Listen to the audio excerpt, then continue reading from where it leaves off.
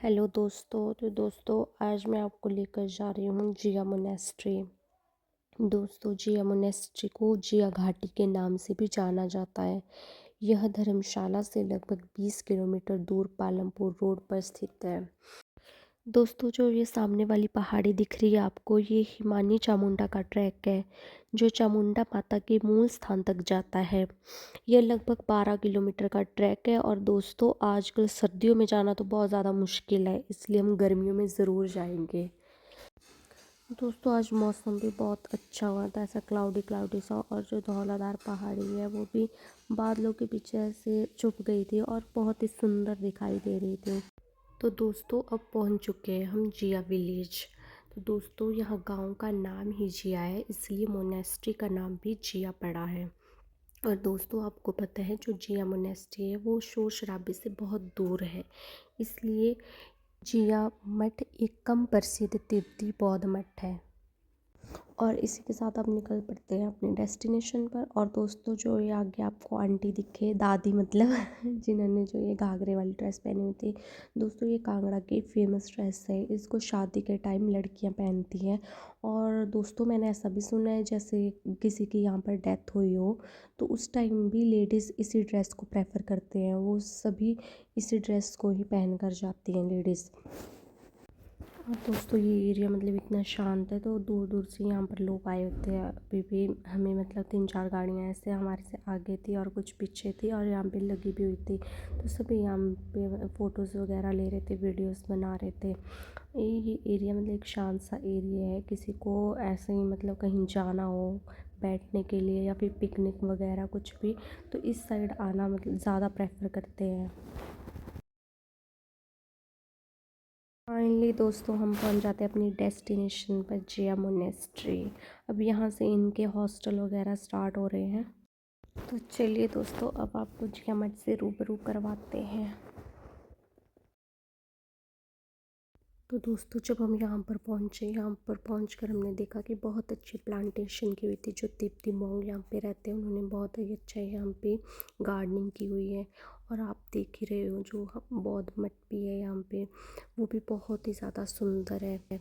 इस मठ में हमें बहुत ही सुंदर डिज़ाइन और असाधारण वास्तुकला देखने को मिली। दोस्तों, यह एक इंस्टीट्यूट है, क्योंकि दोस्तों यहाँ पर बौद्ध ज्ञान लेने आते हैं।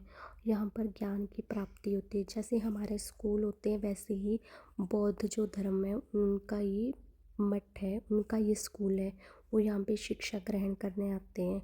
तो जो मॉन्ग होते हैं वो यहाँ पे अपने अपने ग्रंथों को पढ़ते हैं।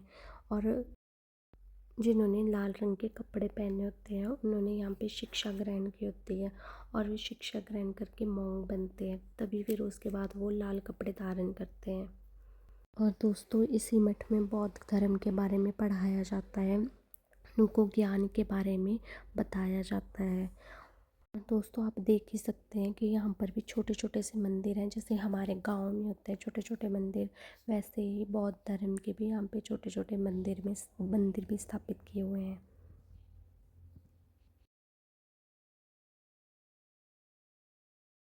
और आपको पता है दोस्तों, जो यहाँ पर ग्रंथ है वो ना ही हिंदी में है और ना ही संस्कृत में और ना ही इंग्लिश में, वे सारे के सारे ग्रंथ पाली लैंग्वेज में हैं। इनकी जो अपनी भाषा पाली है उसी लैंग्वेज में वे ग्रंथ हैं। और दोस्तों, जो ये जिया मोनेस्ट्री थी वो तो बहुत ही ज़्यादा सुंदर लग रही थी, ऐसे बादलों के बीच में, पहाड़ों के बीच में। और दोस्तों, साथ में ही जो ये दिख रहे हैं ये हॉस्टल है जहाँ पे ये तिब्बतियन लोग रहते हैं, जो बच्चे यहाँ पे स्टडी करने आते हैं, वो यहाँ पे रहते हैं। और दोस्तों, ये मैं आपको बता रही थी, जो इसकी देखो नक्काशी की हुई है वो कितनी सुंदर है, अच्छे से मतलब बहुत अच्छे से डिज़ाइन किया हुआ है, मतलब ऐसी डिज़ाइनिंग कहीं पर नहीं आपने देखी होगी।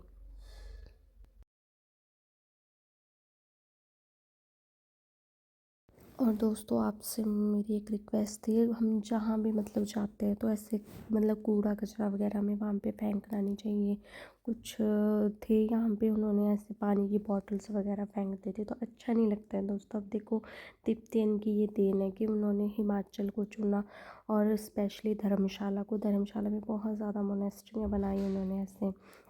तो हमें उनके भी ऐसे कल्चर की रिस्पेक्ट करनी चाहिए, बिकॉज़ वो भी हमारे कल्चर की रिस्पेक्ट करते हैं। इसलिए हमें ऐसे गंदगी नहीं फैलानी चाहिए। फिर उसके बाद दोस्तों हमने थोड़े से फ़ोटोज़ शूट किए, वीडियोस वगैरह बनाई। और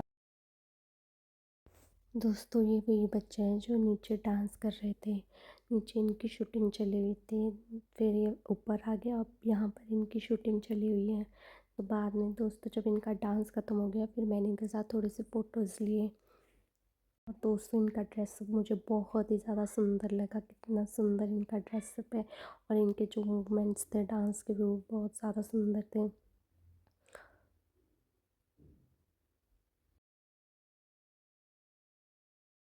तो दोस्तों यहाँ पर आकर हमें बहुत ज़्यादा अच्छा लगा, और रिक्वेस्ट है आपसे, आप ये यहाँ पर जाकर विज़िट कीजिए। ओके, बाय बाय दोस्तों, टेक केयर।